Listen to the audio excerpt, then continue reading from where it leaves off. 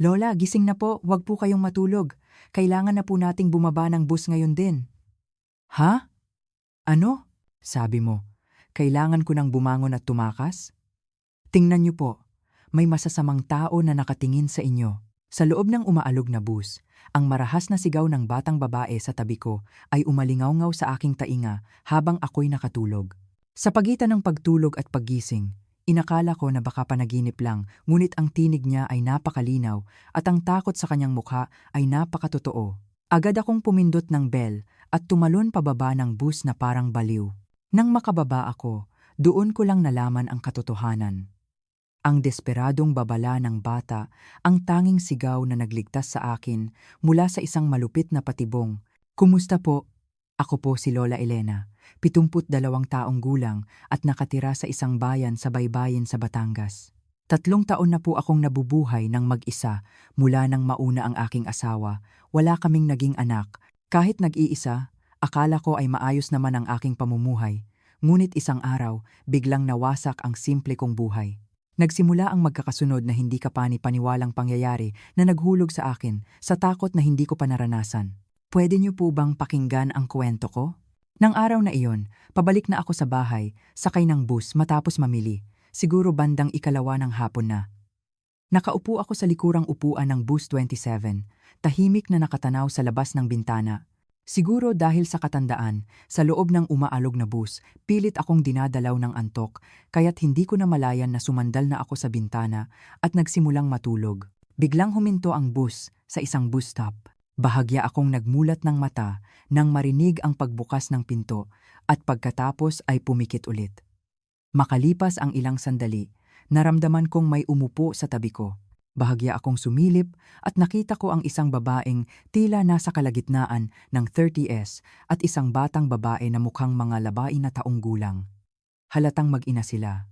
Tahimik na nakatingin ang bata sa labas ng bintana sa tabi ko, samantalang ang ina ay nakatutok sa kanyang cellphone. Hindi ko na sila pinansin at pumikit akong muli. Umalis na ulit ang bus at ako'y halos tulog na sa loob ng umaalundong na sasakyan. Eksaktong sa sandaling iyon, may naramdaman akong mahinang humila sa manggas ng aking damit. Sa una, inakala kong guni-guni lang. Ngunit muling may humila sa aking manggas ng maingat, ngunit nagmamadali, agad akong nagising at nagmulat ng mata. Ang batang babae na nakaupo sa tabi ko ay nakatingin ng matalim sa akin. Pero ang tingin niya ay hindi normal. Nanginginig siya sa matinding takot. Lumapit siya sa akin ng dahan-dahan, sinisigurado na hindi mapapansin ang kanyang ina at inilapit ang kanyang mukha sa akin. Tinitigan ko siya, nagtataka kung anong nangyayari. Pagkatapos, bumulong ang bata, halos maiyak. "Lola, tumakas na po kayo." Nagduda ako sa narinig ko. "Ano? Anong sinasabi mo?" Nang magtanong ako, lalong nagmamadaling sinabi ng bata ng napakalinaw. "Mabilis po, tumakas na po kayo. May masasamang tao na nag-aabang sa inyo." Ang puso ko ay tila bumagsak sa sahig. Nagsalita na sana ako para magtanong pa sa bata kung ano ang ibig niyang sabihin nang biglang hinablot ng kanyang ina ang braso ng bata. "Sofia, anong ginagawa mo?" Natigilan ang bata, hindi makapagsalita, at tumingala sa kanyang ina na namumutla ang mukha. Kasabay noon, huminto ang bus sa stop sa tapat ng isang condominium complex at mabilis na tumayo ang ina, kinaladkad ang bata sa braso. "Bumaba ka na!" Hindi inaalis ni Sofia ang tingin niya sa akin habang siya ay kinaladkad. Puno ng matinding pagmamakaawa at takot ang mga mata niya. Gusto kong magsalita, ngunit hindi ako makabuka ng bibig. Nagmamadaling bumaba ng bus ang mag-ina. Ako ay nanatiling nakatayo roon, nakatingin ng matamlay sa likurang pinto ng bus kung saan nawala ang bata. Umalis na ulit ang bus at ang isip ko ay blanko. Ano ba talaga ang sinasabi ng batang iyon? Sino ang nag-aabang sa akin? Nanginginig ang aking mga kamay na parang dahon ng kawayan. Hindi ko na malayang hinigpitan ko ang hawak sa aking bag. Isang laro lang ba iyon ng bata o talagang may nakakatakot na mangyayari sa akin? Habang naglalakad ako pauwi, patuloy akong lumingon sa likuran dahil sa matinding kaba. Naramdaman ko na parang may sumusunod sa akin, ngunit wala namang tao sa likuran. Dasal ko na sana'y guni-guni ko lang ito. Pero nang makarating ako sa harap ng pinto ng aking condominium at kinukuha ang susi para buksan, may napansin akong kakaiba. Isang kakaibang marka na iginuhit ng puting chalk sa ibabaw mismo ng door lock. May tatsulok sa loob ng bilog at may hindi maintindihang simbolo sa tabi nito. Inabot ko ang kamay ko at hinawakan ang marka. Kumapit ang puting chalk sa aking kamay. Biro lang siguro ito ng mga bata sa hallway, naisip ko. At kinuskos ko ang marka gamit ang palad ko hanggang sa mawala ito. Pumasok ako sa bahay, ngunit hindi maalis ang kaba sa aking dibdib. Paulit-ulit na bumabalik sa isip ko ang takot na mukha ng bata sa bus at ang kakaibang marka sa pintuan. Marahas kong iniling ang ulo ko para alisin ang mga isipin. Pinakiusapan ko ang sarili ko na masyado lang akong paranoid. Pagkatapos ng hapunan, binuksan ko ang TV, ngunit hindi ko maintindihan ang palabas. Kaya't naglakad ako patungo sa bintana at binuksan ang kurtina upang huminahon. Siguro bandang ikasiyam na ng gabi. At tahimik ang compound ng condominium. Mga naglalakad lang sa ilalim ng street lights ang nakikita. Ngunit may napansin akong kakaiba malapit sa garden. May dalawang lalaki na nakatayo lang, hindi gumagalaw. Hindi sila naglalakad tulad ng iba. Nakatayo lang sila ng tuwid at nakatingin sa itaas. Tiyak na nakatingin sila sa direksyon ng tirahan ko. Ang isa ay nakasuot ng itim na jumper, at ang isa naman ay nakayuko ang suot na kulay abo na sombrero. Ibang mukha sila, at nang magtama ang tingin namin, agad kong hinila ang kurtina. Tumulo ang malamig na pawis sa likod ko. Baka binabantayan nila ako? Hindi, imposible. Nagkataon lang siguro na nakatingin sila sa direksyon na ito. Sinubukan kong kumalma. Ngunit hindi ko maalis ang kaba sa aking puso. Nang gabing iyon, hindi ako nakatulog. Gumigising ako sa bawat maliit na ingay. Pagkagising ko kinabukasan, masakit ang buong katawan ko na parang binugbog. Pilit akong naghilamos at nagpalit ng damit, at paulit-ulit kong sinabi sa sarili ko na dapat ay maging normal lang ang araw na ito. Pagkatapos, tulad ng nakasanayan, binuksan ko ang pinto para kunin ang diaryo. Tiningnan ko ulit ang lugar kung saan ko binura ang marka kahapon, at buti na lang malinis ito. Ngunit nang buksan ko ulit ang pinto kinagabihan para may puntahan, natigilan ako sa kinatatayuan ko. Parehong marka ulit ang iginuhit, tulad kahapon. Sa pagkakataong ito, mas malinaw, mas malaki, at mas nakakatakot. Kinilabutan ako. Hindi ko alam kung ano ito, ngunit naramdaman ko na may masamang nangyayari. Agad kong isinara ang pinto at pumasok. Nanginginig ang kamay ko, at nahirapan akong ikandado ang lock. Mula ng araw na iyon, ilang araw akong sinabayan ng matinding takot. Napipigilan ang hininga ko dahil sa pakiramdam na may patuloy na nagmamasid sa akin. Ang mga lalaking nakita ko malapit sa garden ay lumilitaw na parang mga anino. Minsan isa lang, minsan dalawa. At bawat gabi, tumutunog ang telepono na parang bell ng impyerno. Nang sagutin ko ng nanginginig, walang boses, tanging nakakakilabot na hininga lang ang naririnig ko sa kabilang linya. Sumigaw ako na parang baliw. "Sino ka? Bakit mo ito ginagawa sa akin?" Ngunit walang sagot. Pagkatapos makinig sa boses ko ng medyo matagal, tahimik silang ibinaba ang tawag. Araw-araw, nanghihina ako. Sino? At bakit ginagawa ito sa isang matandang walang kalaban-laban at nag-iisa? Wala naman akong ari-arian. Iyon ang umaga ng ika-4 na araw. Tulad ng dati, binuksan ko ang pinto para kunin ang diaryo at natigilan ako. May nakita akong kalapati na bali ang leeg at ang matingkad na pulang dugo nito ay nakakalat sa malamig na sahig ng hallway. Umaatras ako, kumapit sa frame ng pinto at sumigaw, "Aray!" Agad kong isinara ang pinto ng malakas. Ang puso ko ay humampas ng mabilis, na parang mababasag ang mga buto sa aking tadyang. Sino? Sinong tao ang gumawa ng nakakatakot na bagay na ito? Matagal akong nakatayo doon, nanginginig, bago ako matauhan. Dinampot ko ang telepono at tumawag sa security office. "Hello? Security office ba ito? Ako po si Lola Elena sa Unit 114. Second floor. Pakiusap. Umakyat po kayo ngayon din. May malaking problema." Dahil sa takot, halos hindi na lumabas nang maayos ang boses ko. Pagkaraan ng mga 10 minuto, umakyat ang guwardiya na mukhang nasa kalagitnaan ng 50s. Ngunit nang tingnan niya ang harap ng pinto, nagtataka lang siyang umiling. Naku, Lola, nagulat siguro kayo. Mukhang pusa lang po ng kalye ang nagdala niyan. Kalmado ang pagkakasabi ng guwardiya. Hindi ito gawa ng pusa. Sinadya itong ilagay dito ng isang tao. May kakaibang nangyayari nitong mga nakaraang araw. May kakaibang marka na iginuguhit sa pinto at may prank calls tuwing gabi. Nagmamadali akong nagpaliwanag, naiinis at nagdadalamhati. Ngumiti ang guwardiya ng mapait at sinabing, Lola, dumarami talaga ang pusa sa paligid ngayon at ang markang iyon, baka laro lang po ng mga bata. Huwag po kayong masyadong mag-alala. Sinasabi ko sa inyo, hindi. May nag-aabang sa akin, sigurado. Nang itaas ko ang boses ko, napatingin ang guwardiya na parang naiilang. Kung ganoon po, subukan niyo pong tumawag sa pulis. Wala po akong masyadong magagawa. Wala sa loob na inalis ng guwardiya ang kalapati at umalis. Agad akong tumawag sa police station. Pagkaraan ng isang oras, dumating ang 2 batang pulis na mukhang nasa huling bahagi ng 20s. Matanda, bakit po kayo tumawag? Tanong ng isa nang walang emosyon. Ipinaliwanag ko ng detalyado ang lahat ng naranasan ko nitong mga nakaraang araw. Mula sa nakakatakot na babala ng bata sa bus hanggang sa kakaibang marka sa pinto, ang mga tahimik na tawag tuwing gabi, ang mga lalaking nagmamasid, at pati na ang kalapati kaninang umaga, wala akong pinalampas. Nang matapos ang kwento ko, nagkatinginan ang mga pulis. Kitang-kita sa kanilang ekspresyon na hindi sila naniniwala sa akin. Matanda, so wala naman pong nanakit sa inyo o nang agaw ng pera? Maingat na tanong ng isa.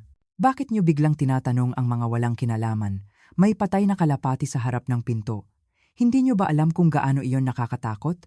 Sumigaw ako dahil sa pagkadismaya. Iyan po ay bangkay ng hayop. Kung walang direktang pananakit sa tao, mahirap po kaming umaksyon. Sa ngayon, aayusin po namin na mas madalas kaming mag-ikot sa lugar. Sabi ng pulis na parang nagbabasa ng libro. Kaya, kailangan ko pang masaktan bago kayo kumilos? Sa huli, umapaw ang matinding galit na matagal kong pinigilan. Pasensya na po, matanda. Kung walang malinaw na ebidensiya, wala po kaming magagawa. Tawagan na lang po ulit kami kung may kakaibang nangyari. Iyan lang ang sinabi ng mga pulis at umalis sila. Natumba ako sa kinatatayuan ko. Walang guwardiya o pulis ang naniwala sa akin. Tiwala akong iniisip nila na nagloloko lang ako dahil matanda at nag-iisa. Umupo ako ng mag-isa sa bahay at umiyak ng matagal. Kung buhay lang ang asawa ko, hindi ko sana mararanasan ang ganitong kahihiyan. Wala akong anak at malayo ang mga kamag-anak ko, kaya't ganap akong nakahiwalay sa mundo. Nang gabing iyon, tumawag ulit sila. Sino ka ba talaga? Ano ang gusto mo? Bakit mo ito ginagawa? Sumigaw ako, ngunit sa kabilang linya, tanging ang nakakatakot na hininga lang ang naririnig. Pakiusap, tigilan niyo na. Sa huli, umiyak akong nagmakaawa at ibinaba ang tawag. Ibinaba ko ang telepono at umupo sa sofa. Ano na ang gagawin ko ngayon? Kanino ko sasabihin ang takot na ito? Makalipas ang 2 araw, pabalik na ako sa bahay mula sa pamimili. Habang umaakyat ako sa hagdan ng condominium bitbit ang mabibigat na groceries, halos maputol ang hininga ko. Humihinto ako sa bawat palapag para huminga.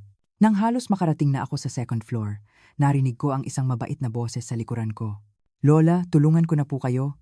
Lumingon ako at nakita ko ang isang binata na nakatira sa Unit 102. Si Marco pala. Wag na. Malapit na naman ako, sabi ko habang kinakaway ang kamay ko. Si Marco ay mukhang nasa unang bahagi ng 30s at napakagalang na binata. Mga kalahating taon pa lang siyang nakatira dito. At kapag nagkakasalubong kami sa hallway, siya ang unang bumabati. Hindi po, akin na. Mukhang nahihirapan po kayo. Agad na kinuha ni Marco ang mga groceries sa kamay ko. Naku, maraming salamat. Sumunod ako kay Marco. Nagpapasalamat.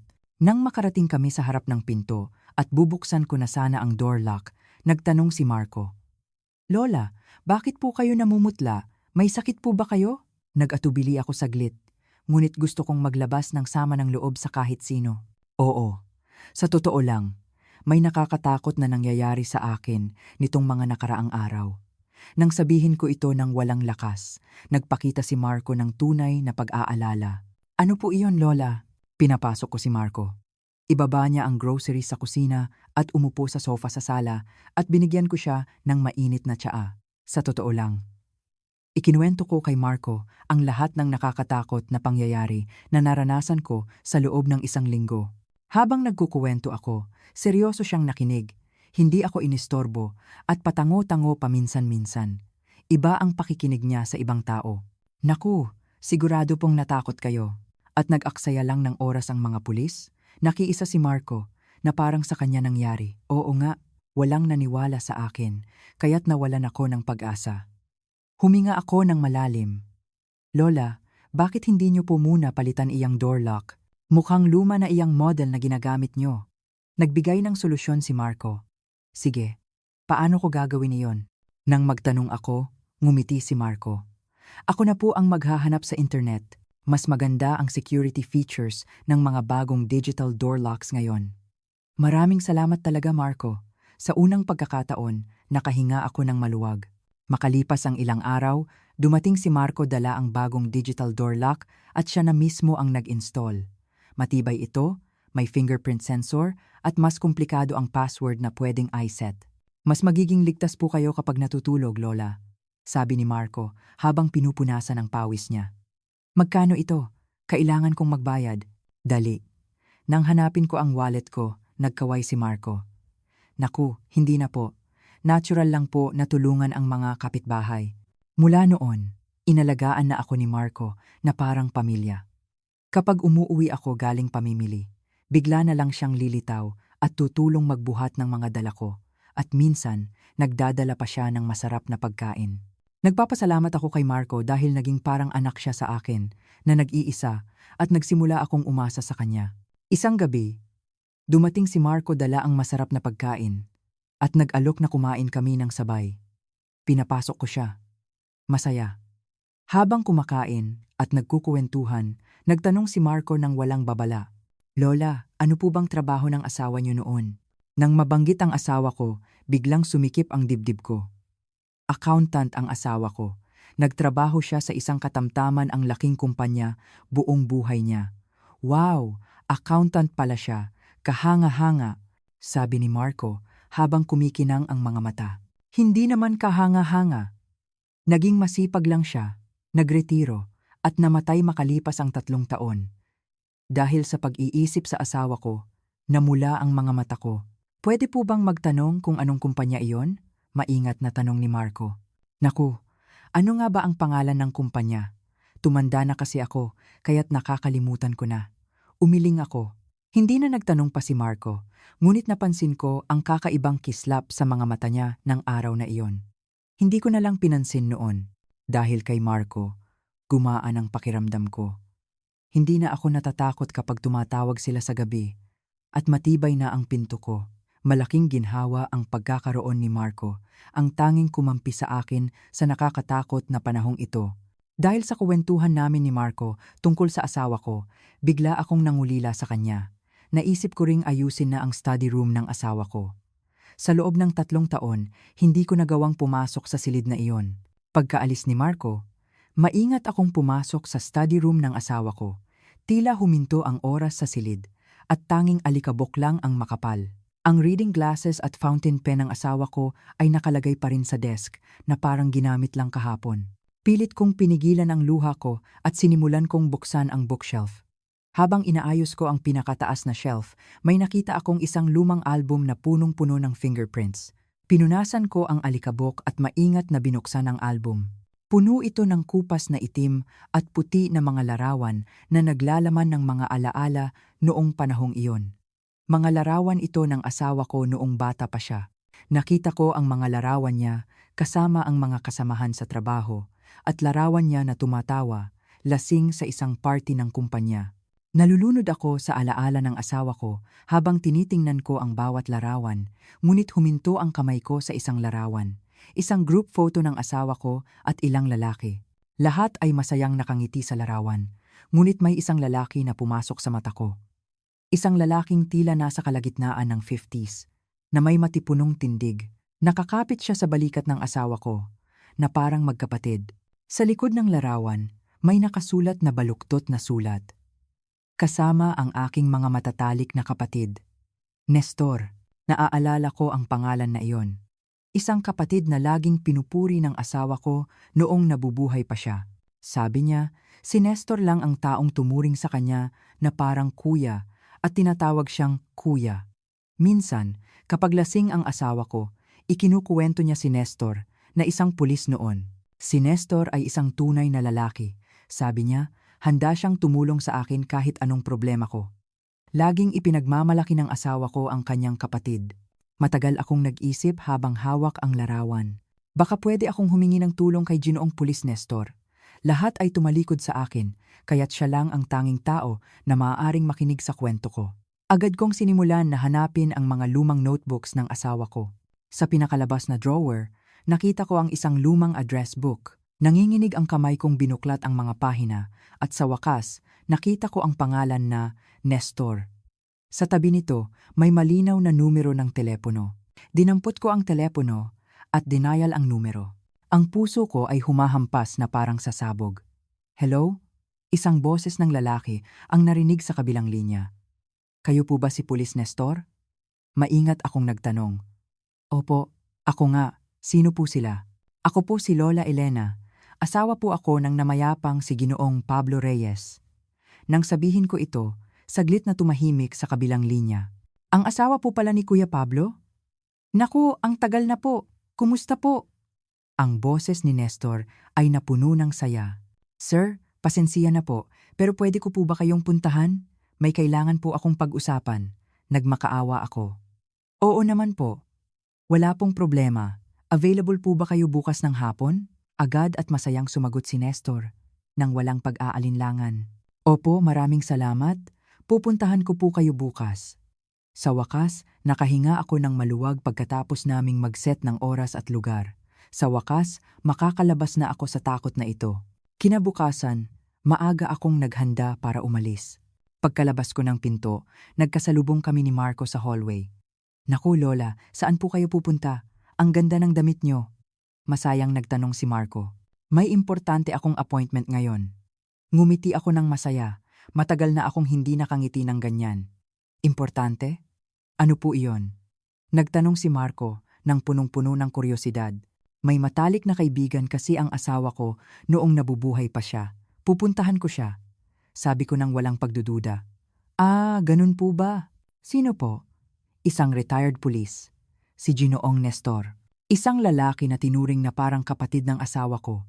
Nang sabihin ko ito, naramdaman kong tila tumigas ng bahagya ang mukha ni Marco, ngunit hindi ko na napansin. Agad siyang ngumiti gamit ang dating mabait niyang mukha at sinabing, "Ganun po pala. Mag-ingat po kayo, Lola." Sige, kita na lang tayo mamaya. Umalis ako nang magaan ang pakiramdam. Kinagabihan, umuwi ako nang may pag-asa. Nagtagumpay ang pagkikita namin ni Ginoong Nestor. Seryoso siyang nakinig sa kwento ko mula umpisa hanggang dulo at nangako na tutulungan niya ako. Nag-set kami ng plano para sa susunod na araw. Pagdating ko sa bahay at pag-upo ko sa sofa, nawala ang lahat ng kaba ko. Biglang tumunog ang doorbell. Nang tingnan ko sa intercom, nakita ko ang mukha ni Marco. Lola, ako po ito, si Marco. Masaya akong nagmadali na buksan ang pinto. Maingat siyang pumasok. May dalang tray. Sa tray ay may isang baso ng mainit na tsaa na umuusok pa. Pagod po kayo dahil sa mahalagang appointment nyo ngayon, di ba? Nagtimpla po ako ng herbal tea para sa inyo. Sabi nila, maganda raw po ito para kumalma. Sabi ni Marco habang nakangiti, tulad ng dati. Naku, napakabait mo talaga Marco. Maraming salamat. Kinuha ko ang tsaa ng walang pag-aalinlangan. Pala, kumusta po ang nakita nyo ngayon? Maayos po ba? Nag-aalala siyang nagtanong. Oo, napakatibay niya, parang isang general. Sagot ko habang humihigop ng tsaa. Matamis ang tsaa, ngunit may mapait na aftertaste. Kumalat ang matinding amoy ng herbal sa ilong ko. Dahil sa pagpapasalamat, inubos ko ang tsaa at inilapag ang baso. Magkikita kami ulit bukas. Magiging maayos na ang lahat. Nang sabihin ko ito, tumango si Marco nang may hindi maipaliwanag na ekspresyon. Ngunit eksakto sa sandaling iyon, biglang sumakit ang ulo ko at nahilo ako. Lumabo ang lahat sa harap ko. Marco, bakit ganito? Ang ulo ko. Kumapit ako sa armrest ng sofa, ngunit nawalan ako ng lakas. Nagdoble at nagtriple ang mukha ni Marco at nawalan ako ng malay. Gaano katagal ang lumipas? Hinawakan ko ang masakit kong ulo at dahan-dahang nagmulat ng mata. Ang buong katawan ko ay mabigat, na parang koton na nabasa ng tubig. Narinig ko ang mahina at malakas na tunog. Tunog iyon ng mga tao na naghahalughog sa bahay ko. Ang marahas na pagbukas at pagsara ng mga drawer at ang pagtapon ng mga bagay sa sahig ay umalingaw-ngaw sa buong bahay. Pilit kong iniangat ang ulo ko. Ang nakita ko ay isang gulo. Ang mga libro sa bookshelf ay nakakalat sa sahig at lahat ng drawer ay bukas at 3 estrangherong lalaki ang naghahalughog sa bahay ko. Sinubukan kong sumigaw, ngunit hangin lang ang lumabas sa bibig ko. Biglang may tumayo sa harap ko. Nanginginig akong tumingala at tiningnan siya. Si Marco. Ngunit ang mukha ni Marco sa harap ko ay hindi ang Marco na kilala ko. Nawala ang mabait at mainit na ekspresyon at tinitingnan niya ako na parang insekto nang may malamig na tingin. Marco, anong nangyayari? Nagtanong ako nang nanginginig, hindi makapaniwala. Malamig na nagsalita si Marco. Lola, nasaan ang libro ng kuwenta? Libro ng kuwenta? Ano ang sinasabi mo? Wala akong alam diyan. Hindi ko maintindihan ang sitwasyon. Wala tayong oras. Mabilis, sabihin mo. Galit na sinabi ni Marco. Sinasabi ko sa iyo, wala akong alam. Ano ba talaga ang sinasabi mo? Umiyak ako. Naglabas ng tunog si Marco at lumingon sa lalaki sa tabi niya. Hanapin niyo pa. Lahat. Muling nagsimulang maghalughog ang mga lalaki at wala akong nagawa kundi tingnan ang nakakatakot na pangyayari. Lumapit si Marco sa akin, umupo at marahas na hinawakan ang baba ko. Lola, mas makabubuti sa iyo kung makikipagtulungan ka. Nanginginig ang buong katawan ko dahil sa pagtataksil at takot. Ang sakit ng pagkagulat na ipinagtaksil ako ng taong pinagkakatiwalaan ko ay napakalaki. Tumayo. Malamig na utos ni Marco.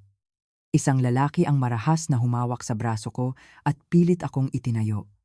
Nanginig ang mga binti ko at natumba ako. Saan mo ako dadalhin? Umiyak akong nagtanong, ngunit walang sumagot. Kinaladkad ako na parang isang bagahe. Sa parking lot ng condominium, may isang itim na van na nakatayo, nakabukas ang makina. Inihulog ako sa van. Mabilis na tumakbo ang sasakyan, at hindi ko alam kung saan ako dinadala. Siguro pagkatapos ng isang oras, huminto ang sasakyan, at marahas akong kinaladkad ng mga lalaki pababa. Sa harap ko ay nakatayo ang isang gusali na may kakaibang sign na liwanag ng bukang liwayway. Sa labas, mukha itong malinis at modernong pasilidad ng relihiyon. Ngunit ang mga mata ng mga taong lumalabas ay walang laman. Tila mga tao na inagawan ng kaluluwa. Kinaladkad ako ng walang lakas sa loob ng gusali. Dinala ako sa isang maliit na silid. Sa loob ng silid ay may isang lumang upuan lang. Pinaupo ako ng mga lalaki sa upuan. At tumayo si Marco sa harap ko. Saan ba talaga ito? Tanong ko nang nanginginig. Malalaman niyo po sa lalong madaling panahon. Iyan lang ang sinabi ni Marco at malamig na umalis. Naiwan akong mag-isa sa dilim at takot. Nanginginig ang buong katawan ko. Gaano katagal ang lumipas? Narinig ko ang pagbukas ng pinto at agad akong tumingala. Sa harap ng pinto ay nakatayo ang isang batang babae na mukhang 12 taong gulang. Agad na tumigil ang puso ko. Ang batang iyon ay si Sofia, ang nagbabala sa akin sa bus. Nang makita ako ni Sofia, nanlaki ang mga mata niya. Namutla ang mukha niya. Lola! Tinawag ako ni Sofia, na halos maiyak, at umatras siya dahil sa takot. Sa sandaling iyon, naintindihan ko ang lahat. Ito ang simula ng lahat ng nakakatakot na pangyayari. Ang lugar na ito ang pinakasentro ng malaking at malupit na patibong na kailangan kong takasan, ang lugar na pinagbabalaan sa akin ni Sofia. Pagkaalis ni Sofia, muling bumukas ang pinto. Sa pagkakataong ito, isang lalaking mukhang nasa unang bahagi ng 60s ang pumasok.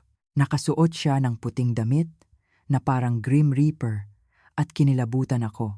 Dahan-dahang tumingin ang lalaki sa paligid ng silid at kalmadong umupo sa upuan sa harap ko. Lola Elena, magandang araw. Sabi ng lalaki sa isang napakakalmado at malambing na boses. Sino ka? Mahina akong nagtanong.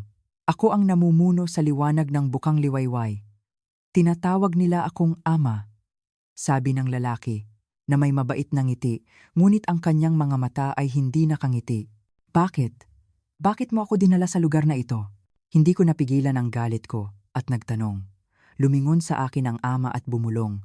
May bagay na hiniram ang asawa niyo sa amin. Dumating lang kami para bawiin iyon. Ano? Anong bagay ang sinasabi mo? Wala akong alam. Totoo akong walang alam. Ang libro ng kuwenta. Ang libro ng kuwenta na kinuha ni Pablo Reyes sa organisasyon namin. Biglang bumaba at naging malamig ang boses ng ama. Libro ng kuwenta? Ngayon ko lang narinig iyan. Ang asawa ko ay isang simpleng accountant na nabuhay ng matino. Nagprotesta ako dahil sa pagkadismaya. Tumawa ang ama, na parang nakarinig ng pinakamasayang kuwento sa mundo. Simpleng accountant? Si Pablo Reyes ang nag-aalaga sa lahat ng ilegal na pera ng organisasyon namin. At bago siya mamatay, ninakaw niya ang isang mahalagang libro na parang hininga ng organisasyon. Hindi ako makapaniwala sa sinabi niya. Ang asawa ko ay may kinalaman sa isang nakakatakot na organisasyon? Kasalanan, hindi ganoon ang asawa ko. Sumigaw ako. Ayaw niyong maniwala. Ngunit, sa kasamaang palad, iyan ang totoo. Ang libro ng kuwenta na iyon ay naglalaman ng lahat ng detalye ng bribe ng organisasyon namin. Kailangan naming mahanap iyon. Matatag na sinabi ng ama. Sinasabi ko na wala akong alam. Sa huli, umiyak ako. Ayos lang. Dahan-dahan. Isipin niyo kung saan itatago ng asawa niyo ang mahalagang bagay na iyon. Tumayo ang ama. Gaano ako katagal ikukulong dito? Nagtanong ako ng nanginginig. Hanggat hindi niyo ibinibigay sa amin ang libro ng kuwenta. Iyan lang ang sinabi ng ama at umalis sa silid. Nakulong ako sa maliit na silid na walang bintana. 3 beses sa isang araw, dumadaan ang pagkain sa maliit na butas sa ilalim ng pinto at pinapayagan lang akong lumabas para mag-CR. Ilang araw na parang impyerno ang lumipas. Nawalan ako ng lakas at pag-asa at nanghina ako. Talaga bang gumawa ng nakakatakot na bagay ang asawa ko? Ayaw kong maniwala, ngunit hindi mukhang kasinungalingan ang sinabi ng ama. Iyon ang 3 araw. Nang ibaba ng tagapaghatid ng pagkain ng tray at aalis na sana, may nakita akong dumaan sa hallway. Si Sofia. Nagulat si Sofia nang makita ako at tumalikod. Ngunit sa maikling tingin na iyon, may naintindihan ako. Gusto ring makalabas ni Sofia sa lugar na ito, tulad ko. Nang gabing iyon, habang nakahiga ako sa lumang kama, narinig ko ang mahinang pagbukas ng pinto at agad akong tumingala. Sa puwang ng pinto, nakita ko ang isang maliit na kamay. Si Sofia, maingat siyang pumasok, tumitingin sa paligid, namumutla sa takot. Pagkatapos, lumapit siya sa akin at bumulong. Lola, Sofia, paano ka napunta dito? Bago pa ako matapos magsalita, inilagay ni Sofia ang maliit na daliri sa labi ko, hudyat na manahimik. Binigyan ako ni Sofia ng isang maliit na papel at agad na tumakbo palabas ng silid nang hindi lumilingon. Nanginginig akong binuklat ang papel. Sa mahinang liwanag mula sa hallway, nabasa ko ang sulat. Lola, accountant ng ilegal na pera ang asawa niyo dito. Narinig ko, tumakas siya dala ang libro ng kuwenta at pagkaraan ng ilang araw, namatay siya sa isang aksidente. Ang libro na iyon ay naglalaman ng lahat ng masasamang gawain dito. Lola, mag-ingat po kayo. Nanginginig ang buong katawan ko nang mabasa ko ang papel. Talagang malalim ang pagkakakonekta ng asawa ko sa organisasyong ito. At ninakaw niya nga ang libro at namatay dahil doon. Naalala ko ang biglaang pagkamatay ng asawa ko, 3 taon na ang nakakaraan. Sabi ng pulis, simpleng aksidente lang, ngunit baka hindi iyon aksidente. Pinunit ko ang papel at nilunok ito para walang maiwan na ebidensiya. Kinabukasan, natauhan ako at nagsimulang magplano. Kailangan kong makatakas dito. At kailangan kong ibunyag sa mundo ang hindi makatarungang pagkamatay ng asawa ko at ang karumal-dumal na katotohanan ng organisasyong ito. Sinadya kong magkunwari na masama ang pakiramdam ko. Halos hindi ako kumain at umubo ako ng matindi tuwing gabi.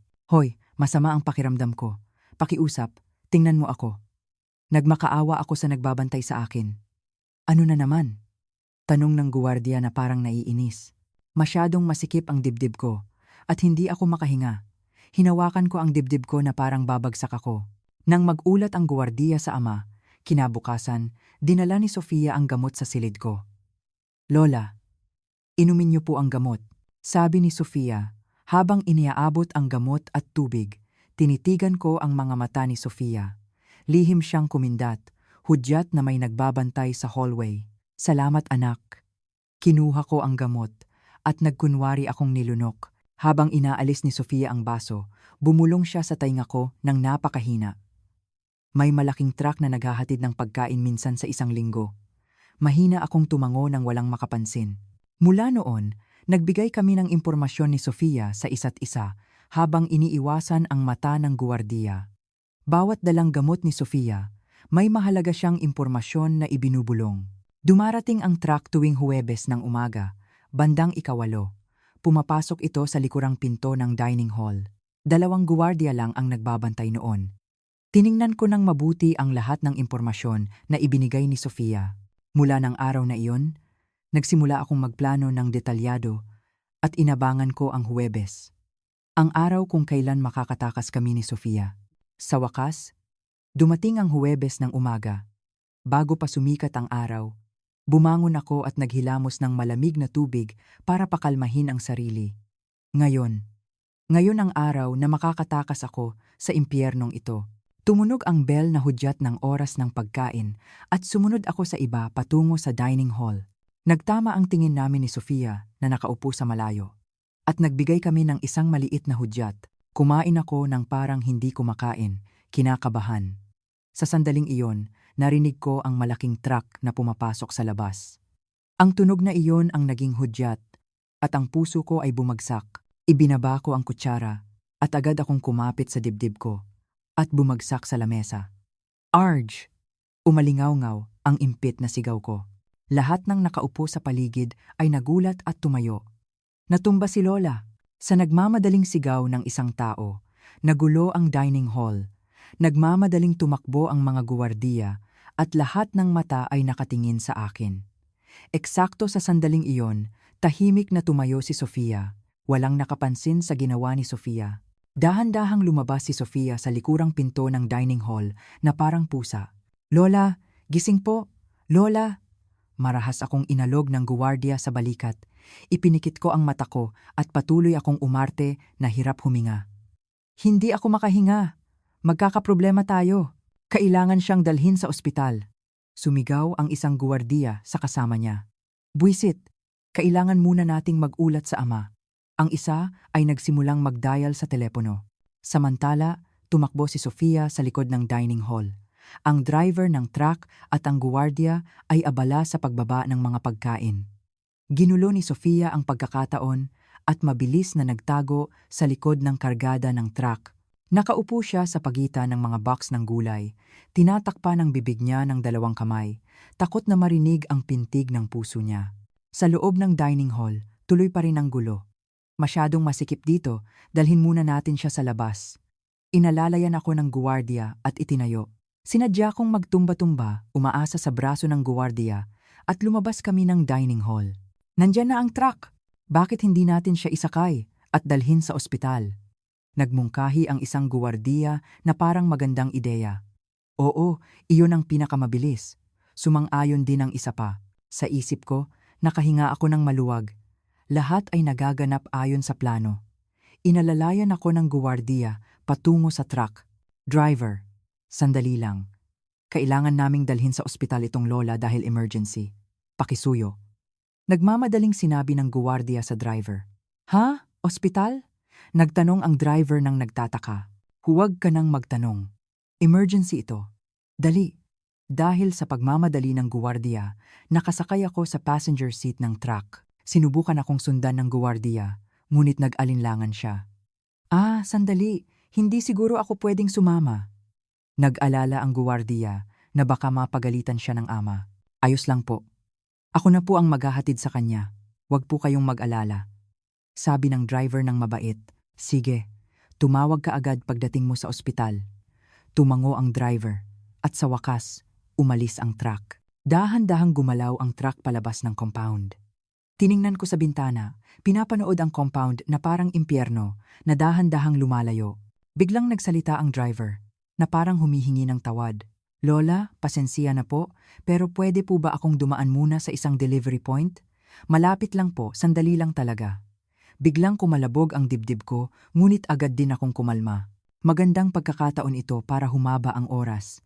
Sige, ayos lang. Medyo gumaan na ang pakiramdam ko kaysa kanina, kaya't dahan-dahan ka lang. Sinadya kong tumango ng mahinahon.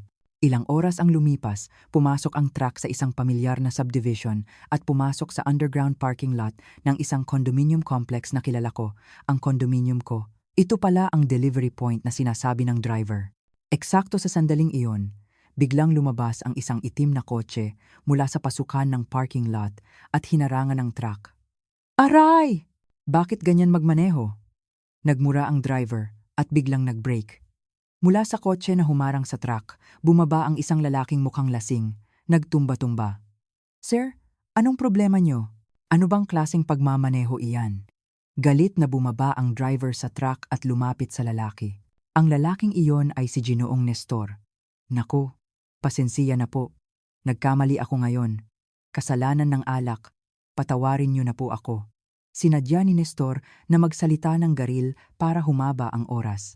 Eksakto sa sandali na nakatutok ang tingin ng driver kay Nestor, dahan-dahang kong binuksan ang pinto ng passenger seat at bumaba. Pumunta ako sa likod ng truck at lihim na binuksan ang pinto ng kargada. Sofia, labas na. Mahina akong bumulong.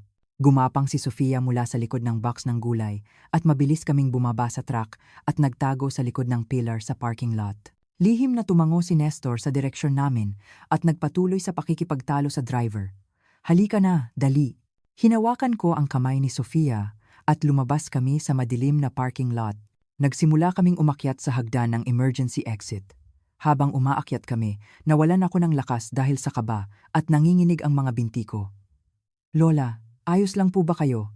Nag-aalalang tanong ni Sofia. Ayos lang. Lakasan lang natin ang loob. Hinigpitan ko ang hawak sa maliit na kamay ni Sofia.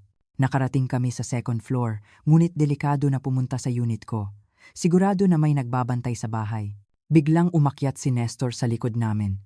Lola, dito po, dali! Dinala kami ni Nestor sa kabilang dulo ng itaas na palapag.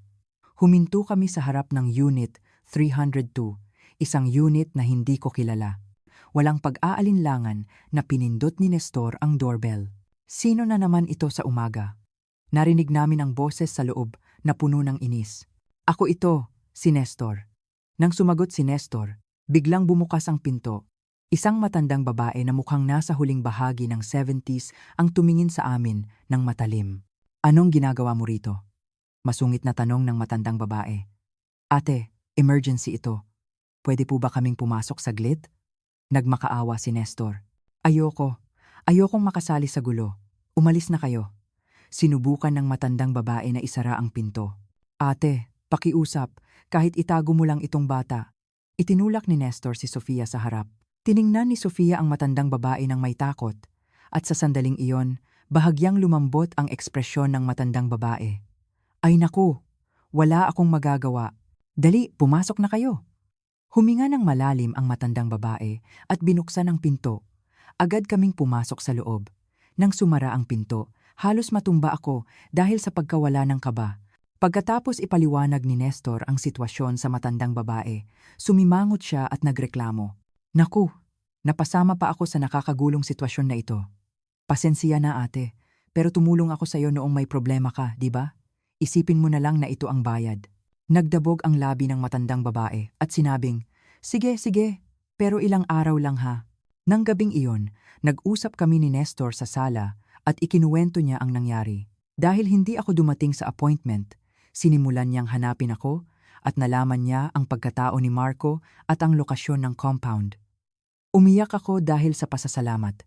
Biglang pumasok sa isip ko ang libro ng kuwenta na itinago ng asawa ko. Sir, kailangan po nating hanapin ang libro ng kuwenta. Ang ledger ng organisasyon na itinago ng asawa ko. Ikinuwento ko ang lahat ng narinig ko kay Sofia. May ideya po ba kayo kung saan niya iyon itinago? Kumikinang ang mga mata ni Nestor. Pilit kong inisip kung saan itatago ng asawa ko ang mahalagang bagay na iyon. Biglang may pumasok sa isip ko. Ang cuckoo clock! May isang lumang cuckoo clock na gustong-gusto ng asawa ko. Nakasabit iyon sa pader ng sala at pinakiusapan niya ako na huwag itapon kahit mamatay siya. Matatag akong nagsalita. Kung ganoon, mataas ang posibilidad na nandoon iyon. Pero delikado kung papasok tayo sa bahay ngayon. Nag-aalala si Nestor, ngunit matatag ako. May paraan po, ganito po ang gawin natin. Kinabukasan, si Nestor at ang matandang babae ay bumaba sa main entrance ng first floor at nagkunwari na nag-aaway ng malakas, tulad ng pinlano. Baliw ka ba? Sinasabi ko, binasag mo ang precious kong halaman kagabi. Kailan ko ginawa iyon? Ang tunay na pag-arte ng dalawa ay nakakuha ng atensyon ng lahat ng nasa hallway at pati na ang mga guwardiya sa harap ng bahay ko ay bumaba para tingnan kung anong nangyayari. Ginamit ko ang pagkakataong iyon at umakyat sa second floor gamit ang emergency exit. Ang puso ko ay humahampas na parang sasabog. Sa harap ng pinto ko, nanginginig kong denial ang password ng door lock. Salamat at bumukas ang pinto. At pumasok ako sa bahay na gulo. Nagmadali akong pumunta sa sala, umakyat sa upuan, at ibinaba ang cuckoo clock mula sa pader. Nang buksan ko ang maliit na takip sa likod ng orasan, may isang makapal na notebook na nakabalot sa plastik sa loob. Nahanap ko! Niyakap ko ang libro at nagmadaling bumalik sa bahay ng matandang babae. Kinuha ni Nestor ang libro at binuksan, at nagsalita ng may kasiyahan. Ito na! Gamit ito, matatapos na natin sila. Agad na tumawag si Nestor sa isang mapagkakatiwalaang reporter at piskal. Nang gabing iyon, pumunta sila sa bahay ng matandang babae at ikinuwento ko ang lahat ng katotohanan at ibinigay ang libro.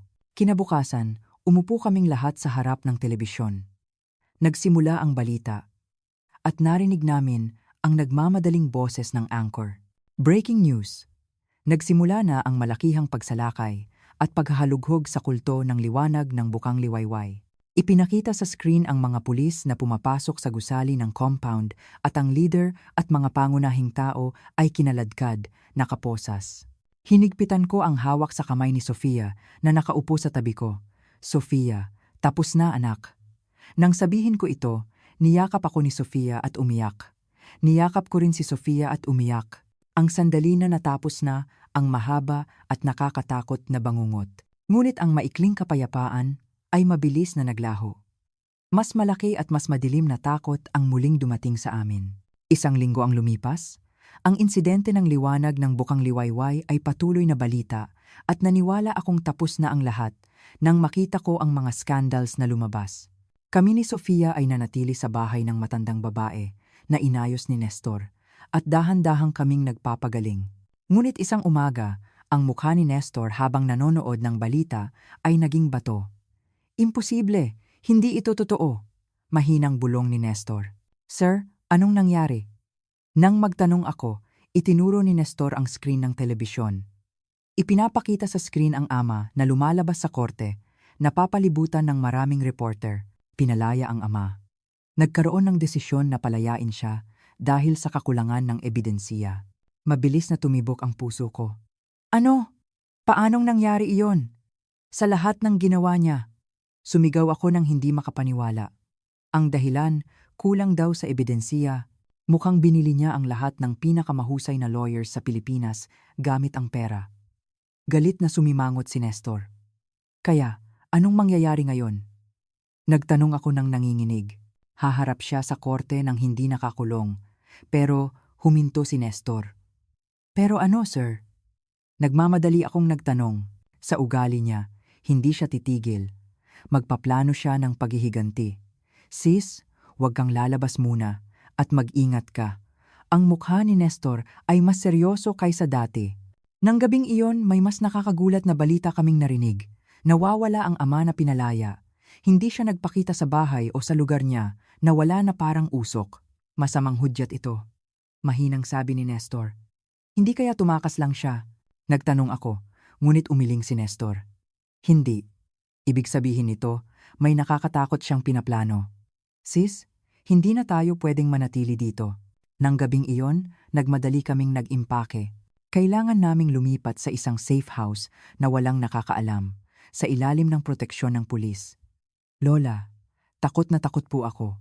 Mahigpit na hinawakan ni Sofia ang kamay ko. Ayos lang, Sofia, ayos lang. Poprotektahan tayo ni Sir. Niyakap ko si Sofia, ngunit nanginginig din ang boses ko. Umalis kami sa bahay ng matandang babae at nagtago sa isang simpleng inn sa labas ng Maynila. Mahigpit ang bantay ng mga pulis sa paligid ng inn, ngunit hindi pa rin nawala ang kaba ko. Iyon ang ikatlong araw. Dahil nakakulong lang kami sa maliit na silid, naiinip kami ni Sofia. Sir, pwede po ba kaming lumabas saglit? Kahit sa park lang sa harap? Maingat akong nagtanong. Nag-alinlangan si Nestor saglit, pagkatapos ay tumango. Sige po, pero huwag po kayong lalayo. Sasama po ako. Pumunta kami sa isang maliit na park malapit sa inn. Tahimik ito at walang masyadong tao. Mukhang masaya si Sofia sa labas. Lola, may duyan doon. Gusto kong magduyan. Hinawakan ni Sofia ang kamay ko. Sige, magduyan tayo, Sofia. Ngumiti ako at sumunod kay Sofia. Umupo si Nestor sa isang bangko at maingat siyang tumingin sa paligid. Lola, itulak mo pa ako ng mas mataas. Masayang tumawa si Sofia. Nang makita ko siya, panandalian kong nakalimutan ang lahat ng problema ko. Eksakto sa sandaling iyon, narinig namin ang nakakatakot na ingay mula sa kabilang kalsada ng park. Boom! Ang tunog ng malagim na aksidente ng mga sasakyan na nagbanggaan. Lahat ng tao sa park ay sumigaw at tumakbo sa pinanggalingan ng ingay. Agad ding tumayo si Nestor. Sofia, sandali lang, huwag kang gagalaw dito. Tingnan lang ni Lola kung anong nangyari. Sinabi ko ito kay Sofia at lumakad ako ng ilang hakbang para tingnan ang aksidente. Siguro mga 10 segundo lang ako tumalikod. Sa sandaling iyon, narinig ko ang screech ng brake ng sasakyan. Nagulat akong lumingon. Isang itim na van ang nakatayo sa harap mismo ng duyan at bukas ang pinto ng sasakyan at wala si Sofia. Sofia. Sumigaw ako ng pangalan ni Sofia at tumakbo ng mabilis. Ngunit ang sasakyan ay umalis na. Naglabas ng malakas na tunog ng makina.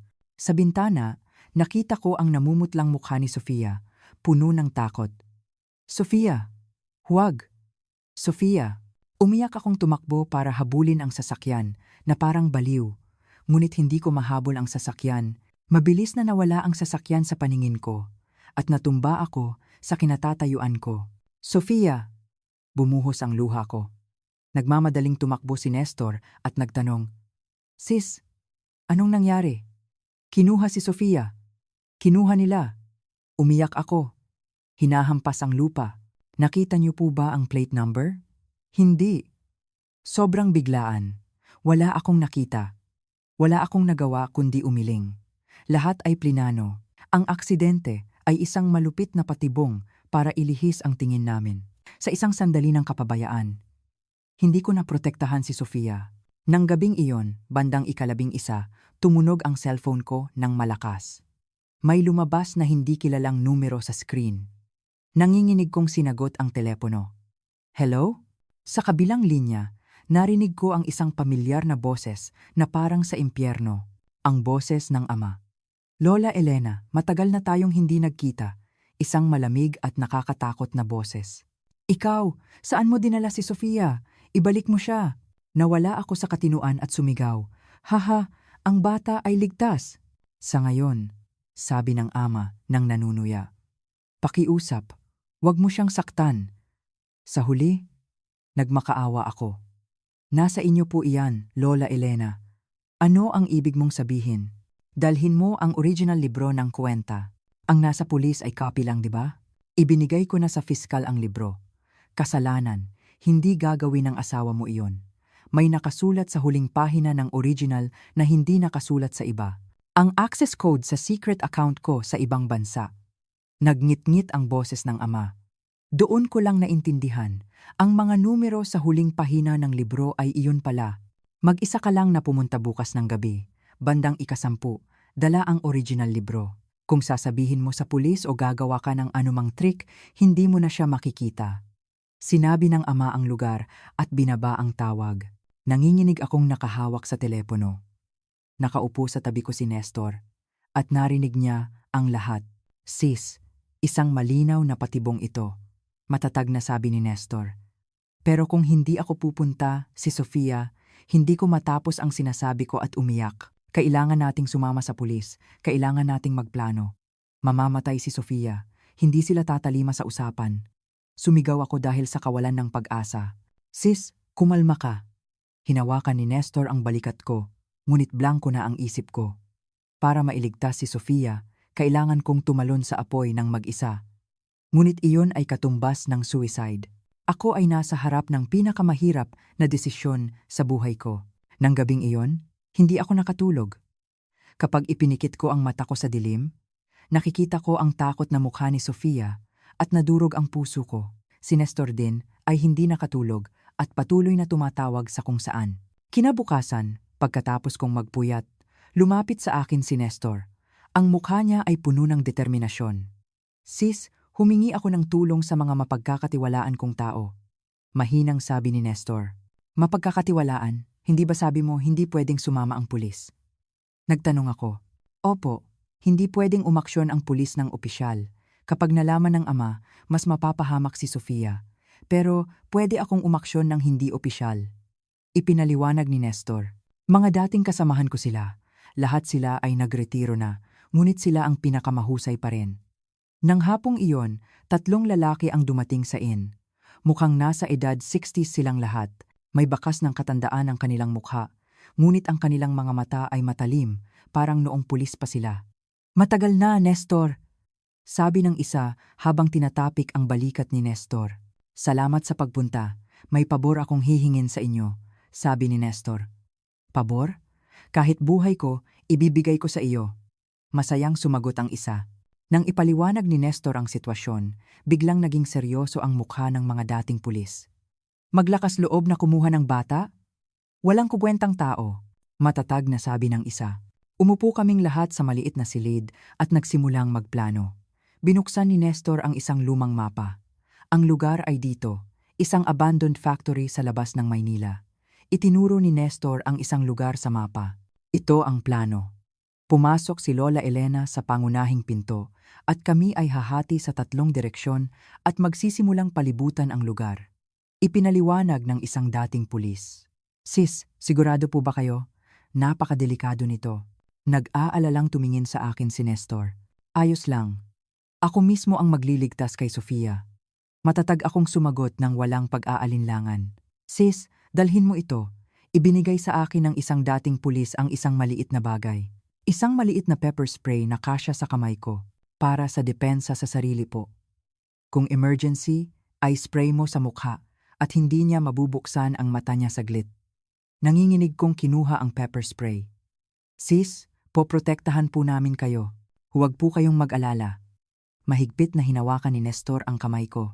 Sa wakas, dumating ang gabi ng kapalaran. Pumunta kami sa abandoned factory. Sumakay ako sa kotse ni Nestor at ang iba ay nagmaneho sa dilim.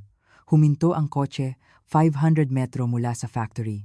Sis, kailangan nyo nang maglakad ng mag-isa mula dito, sabi ni Nestor. Sige, mahigpit kong niyakap ang bag na naglalaman ng original libro. Papasok kami eksakto 10 minuto mula ngayon.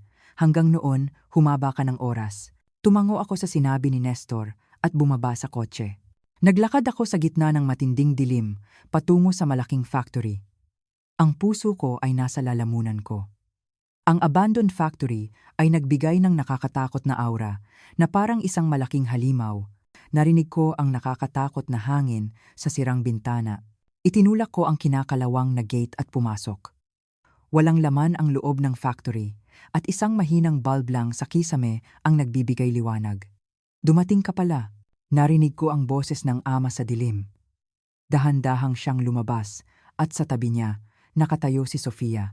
May makapal na tape sa bibig ni Sofia at ang 2 kamay niya ay nakatali ng lubid. Sofia! Sumigaw ako at tumulo ang luha ni Sofia habang nakatingin sa akin. Dala mo ang libro ng kuwenta, di ba? Tanong ng ama. Nasa akin. Kinuha ko ang libro mula sa bag at ipinakita. Ihagis mo iyan dito. Utos ng ama. Hindi. Palayain mo muna si Sofia. Sumagot ako, haha, hindi pwede iyan. Kailangan kong tiyakin muna na original ang libro. Tinawanan ako ng ama. Nag-alinlangan ako saglit, ngunit wala akong pagpipilian. Inihagis ko ang libro sa sahig sa harap ng ama. Kinuha ng ama ang libro at mabilis na tiningnan ang mga pahina. Nang makita niya ang mga numero sa huling pahina, nasiyahan siyang ngumiti. Ayos. Tama ang hinala ko. Nandyan nga ang original. Bulong ng ama, lasing sa tagumpay. Eksakto sa sandaling iyon, tumakbo ako ng mabilis patungo kay Sofia. Ano pa ang ginagawa niyo? Pigilan niyo ang matandang iyan. Nagulat na sumigaw ang ama, at dalawa sa tauhan niya ang humarang sa akin. Mga walang hiya, umalis kayo! Kinuha ko ang pepper spray at walang pag-aalinlangang inispray sa mukha ng mga lalaki. Aray! Sumigaw ang mga tauhan, hawak ang mga mata, at natumba. Ginamit ko ang pagkakataong iyon, tumakbo ako kay Sofia, at marahas na tinanggal ang tape sa bibig niya. Lola! Umiyak si Sofia. Ayos lang, Sofia. Ayos na ang lahat. Nagmamadali akong nagsimulang kalasin ang lubid sa kamay ni Sofia. Ang tuso na matandang ito. Galit na tumakbo ang ama patungo sa akin. Wala akong awa na inispray din sa mukha niya ang gas. Sumigaw ang ama at umatras, at eksakto sa sandaling iyon, boom! Narinig ang tunog ng malaking gate na bumukas. Huwag kayong gumalaw! Taas ang kamay! Umalingaw-ngaw ang malakas na boses ni Nestor sa loob ng factory. Pumasok sina Nestor at ang mga kasamahan niya. Nagkaroon ng matinding labanan habang lumalaban ang mga tauhan ng ama. Niyakap ko ng mahigpit si Sofia at nagtago sa sulok. Pikit ka, Sofia, huwag kang titingin. Mabilis na na-neutralize ng mga dating pulis ang mga tauhan at bumagsak ng paisa-isa. Ang ama ay nagpumilit hanggang sa huli at sinubukan niyang hablutin ulit si Sofia. Huwag! Itinulak ko si Sofia sa likuran ko. Tumakbo si Nestor sa ama at nagkaroon sila ng matinding labanan. Matatapos na ang masasamang gawain mo dito. Marahas na ibinagsak ni Nestor ang ama sa sahig. Tumakbo ang isa pang dating pulis at binaluktot ang braso ng ama at sa wakas, naikabit sa pulso niya ang malamig na posas. Malakas na narinig ang tunog ng click. Sis, tapos na talaga. Sabi ni Nestor, humihinga ng malakas. Niyakap ko ng mahigpit si Sofia. Umiyak si Sofia sa yakap ko at umiyak din ako, hinahaplos siya. Ayos lang, Sofia. Ayos na talaga. That Desitu way is an daw. Pagkaraan ng ilang sandali, dumating ang pulis at dinala ang ama at ang mga tauhan niya. Ngayon, hindi na siya makakatakas. May kasong kidnapping at attempted murder pa. Matatag na sabi ni Nestor. Pagkaraan ng isang buwan, nagkaroon ng trial. Nakatanggap ng life sentence ang ama. Ang mga kaso niya ay walang katapusan. Kidnapping, attempted murder, fraud, embezzlement. Umupo ako sa gallery. Mahigpit na hawak ang kamay ni Sofia at pinanood ang pagbaba ng desisyon. Ang defendant ay sinentensiyahan ng life imprisonment. Umalingaw-ngaw ang seryosong boses ng huwes sa korte. Doon ko lang nakahinga ng maluwag. Ang mahaba at nakakatakot na bangungot ay ganap na natapos. Paglabas namin ng korte, nagtanong si Sofia, Lola, ayos na po ba tayo?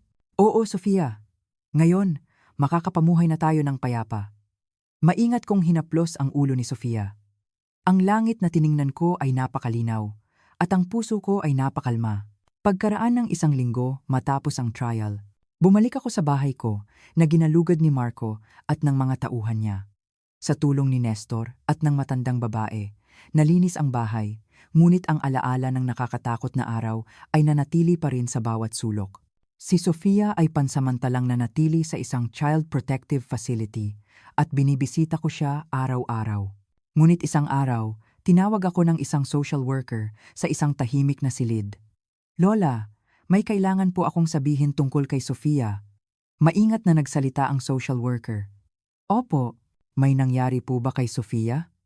Nanginginig ang boses ko. Tungkol po sa nanay ni Sofia. Kinabahan ako. Simula nang makita ko siya sa bus, wala akong nakitang alaala ng nanay ni Sofia. Hindi rin binabanggit ni Sofia ang nanay niya simula nang makalabas siya. Anong nangyari sa nanay ni Sofia? Nailigtas po ba siya sa compound? Nagtanong ako, umaasa.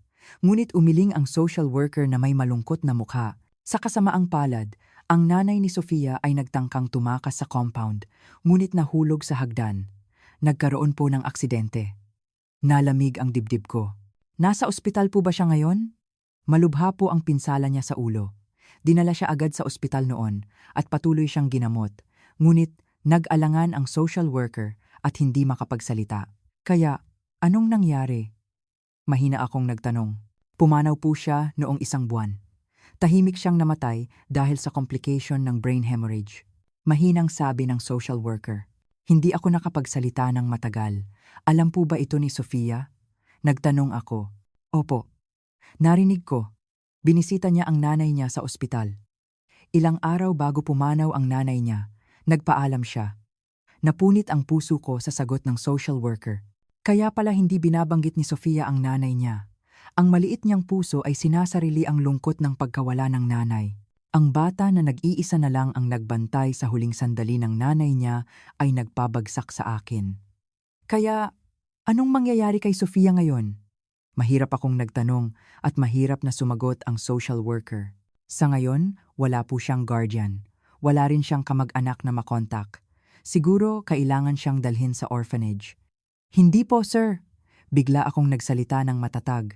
Lola? Gulat na tumingin sa akin ang social worker. Ako na po ang magpapalaki kay Sofia. Gusto ko pong maging legal guardian niya. Hinawakan ko ang kamay ng social worker at nagmakaawa. Lola, hindi po iyon madali. Matanda na po kayo. At ang pagpapalaki sa bata ng mag-isa, nag-aalala ang social worker. Malakas pa po ako. Kung hindi ako, wala siyang ibang maaasahan. Itataya ko ang natitirang buhay ko para lang protektahan si Sofia. Pakiusap, payagan niyo ako. Nagmakaawa ako. Tumulong din si Nestor sa tabi ko. Ako po ang magiging garantor. Napakalakas po ng babaeng ito. Kayang-kaya niya pong alagaan si Sofia ng maayos. Sa huli, sa gitna ng maraming komplikadong proseso, ako ay naging legal guardian ni Sofia. Nang lumabas ang final approval ng korte, niyakap ko si Sofia. Sofia, totoong pamilya na tayo. Ako na ang magiging nanay mo. Lola, totoo po? Totoo pong pamilya na tayo? Nagtanong si Sofia, umiiyak. Oo, pangako, poprotektahan ka ni Lola habang buhay. Maingat kong hinaplos ang ulo ni Sofia. Nagdesisyon kaming umalis sa lugar na ito na puno ng masasakit na alaala. Pagkatapos maghanap, nakakita kami ng isang maliit na bahay sa isang tahimik na bayan sa baybayin. Nang araw ng paglipat, bumisita si Nestor at tumulong sa amin. Sis, sana kalimutan niyo na ang lahat ng masasamang alaala at maging masaya kayo sa bagong lugar. Sabi ni Nestor. Sir, maraming salamat po. Kung wala po kayo, baka wala na kaming dalawa sa mundo. Yumuko ako. Nakikita kayo ni Kuya Pablo mula sa langit. Tamang desisyon po iyan. Tinapik ni Nestor ang balikat ko. Ang maliit na bahay sa baybayin ay simple, ngunit komportable. Pagbukas ng bintana, nakita namin ang malamig na simoy ng dagat at ang asul na alon. Nang makita ni Sofia ang bahay, sa unang pagkakataon, ngumiti siya ng masaya. Lola, napakaganda po dito. Kita po ang dagat. Tumakbo si Sofia sa loob ng bahay na parang bata. Diba? Dito na tayo titira. Maging masaya tayo dito. Ngumiti ako. Sa paglipas ng panahon, dahan-dahan, nagbago si Sofia. Sa una, umiiyak siyang gumigising tuwing gabi dahil sa bangungot, ngunit dumarami na ang mga araw na payapa siyang natutulog. Nag-aaral na ulit siya sa bagong paaralan. 1 taon ang lumipas, isang maaraw na Sabado ng hapon. Nagvo-volunteer kami ni Sofia sa isang maliit na library sa bayan, nag-aayos ng mga libro.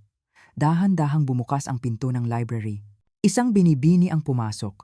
Hawak ang kamay ng isang bata na mukhang 6 na taong gulang. May malaking pasa sa isang bahagi ng mukha ng binibini. Ang mga mata niya ay balisa at kinakabahan na parang may humahabol sa kanya. Paulit-ulit siyang tumitingin sa paligid. Nang makita ko siya, agad akong kinabahan. Para akong bumalik sa sarili ko noong 1 taon. Sa impyerno. Umupo ang binibini at ang bata sa sulok. Ang bata ay mukhang natatakot, tulad ng nanay niya. Hindi ako nag-alinlangan at pumunta ako sa kusina at naghanda ng 2 baso ng mainit na tsaa. Pasensiya na, pero malamig ngayon. Gusto mo ba ng mainit na tsaa? Lumapit ako sa binibini at nagtanong ng may pinakamahusay na boses. Nagulat ang binibini at tumingala sa akin. Opo. Salamat po. Tahimik akong umupo sa tabi ng binibini. May problema po ba? Baka po makatulong ako. Nang sabihin ko ito, biglang tumulo ang luha ng binibini. Hindi po. Ayos lang po ako. Ayos lang po kung hindi po kayo magsalita, magpahinga lang po kayo dito. Hindi ako nagtanong at hinawakan ko lang ang nanginginig na kamay ng binibini. Dahan-dahan, nagtiwala sa akin ang binibini at nagsimulang magkuwento ang malupit na karahasan ng asawa niya at ang kawalan ng pag-asa dahil wala siyang matakbuhan. Nakinig ako sa kwento niya hanggang dulo at agad akong tumawag kay Nestor. Nang marinig ni Nestor ang kuwento, agad siyang tumawag sa mga agency at humingi ng tulong. Huwag po kayong mag-alala, ligtas na kayo, pangako. Sabi ko sa binibini. Lola, maraming salamat. Maraming salamat po. Umiyak ang binibini at yumuko sa akin ng paulit-ulit. Lumapit sa akin si Sofia. Lola, pwede ko po bang basahan ng picture book ang bata? Oo, Sofia. Mabait na bata. Sige, basahan mo siya. Hinaplos ko ang ulo ni Sofia. Lumapit si Sofia sa bata at binuksan ang picture book. At narinig namin ang tawa ng dalawang bata. Tumingin ako sa labas ng bintana. Ang mainit na sinag ng araw ay nagbigay liwanag sa library. 1 taon na ang nakalipas. Nakalabas ako sa nakakatakot na bangungot na ito dahil sa tapang ni Sofia at tulong ni Nestor. Ngayon, ako naman ang magpapasa ng kabutihan na iyon sa iba. Ngumiti si Sofia sa akin na parang sinag ng araw. Ngumiti rin ako. Wala kaming iisang dugo, ngunit kami ay naging tunay na pamilya na nagmamahalan at nag-aalagaan sa isa't isa. Ang mga nakakatakot na alaala ay dahan-dahang nawawala na parang inanod ng alon at napapalitan ng maiinit at mahalagang alaala. Ayos na talaga. Ang bago naming buhay ay nagsisimula pa lang. Maraming salamat po sa inyo na nakinig sa mahabang kwento ko. Sa edad kong 70s, nakaranas ako ng mga bagay na hindi ko inaasahan. Ang simple kong buhay ay biglang napasama sa isang nakakatakot na vortex. Ngunit sa gitna nito, nakilala ko si Sofia, isang mahalagang pamilya. Kung nag-iisa lang ako, hindi ko ito malalampasan. Ang tapang ni Sofia sa bus, ang tulong ni Nestor, at ang kabutihan ng matandang babae ang nagligtas sa akin. Bawat maliit na tulong ay nagbigay ng himala. May kadiliman pa rin sa mundo, ngunit mayroon ding maliliit na liwanag na nagbibigay ilaw sa dilim. Kung may nahihirapan, pakiusap, abot nyo ang kamay nyo. Ang maliit na tapang na iyon ay maaaring magpabago ng buhay ng isang tao. Masaya na kaming namumuhay ni Sofia sa bayan sa baybayin. Bawat umaga, nagpapasalamat kami habang pinapanood ang dagat. Kung may nakinig sa kuwentong ito, pakiusap, mag-iwan ng comment na salamat sa kuwento.